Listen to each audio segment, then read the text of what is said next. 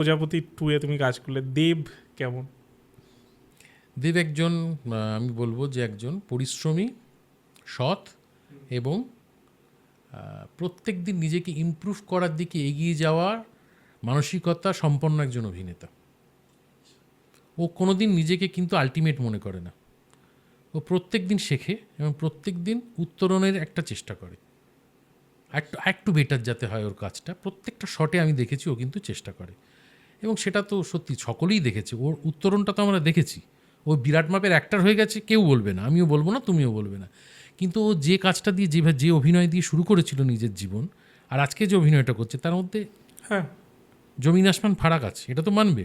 তা সেটা কি করে সম্ভব? একটা মানুষ প্রত্যেক দিন নতুন কিছু শিখতে চায়, নিজেকে উত্তীর্ণ করে এগিয়ে যেতে চায়। এইটা আছে ওর মধ্যে। এই খিদেটা থাকাটাও প্রয়োজন নয় একটা নিশ্চয়ই, অভিনেতার। অনেকের মধ্যে দেখেছি খিদে চলে যায়। আচ্ছা, ওই যে তুমি বললে না, জনপ্রিয়তা এলে অহংকার আসে, তার পাশাপাশি আরও ভয়ানক একটা জিনিস আছে, যে জনপ্রিয়তা বা খুব স্টারডাম এলে মানুষের মধ্যে একটা স্যাটিসফ্যাকশনও চলে আসে, যে আমি যা করব তাই লোকে দেখবে, আমি ফেললেই হিট। সেইটা দেবের মধ্যে আসেনি। এই বিরাট বড় গুণ এটা। কারণ ও জনপ্রিয়তার যে নিরিখে দাঁড়িয়ে আছে আজকের বাংলা বাজারে, সেটা বিপুল। তা ওকে ভালো লাগতে পারে, ওকে খারাপও লাগতে পারে, ওর অভিনয় দুচ্ছাই মনে হতে পারে, বা তুমি ওর পাগল ভক্ত হতে পারো, সব হতে পারে, সব হওয়ার স্বাধীনতা আমাদের আছে। কিন্তু দিনের শেষে তুমি ওর পপুলারিটিটাকে কিন্তু মানে তুমি অস্বীকার করতে পারবে না। সুপার পপুলার একজন আর্টিস্ট।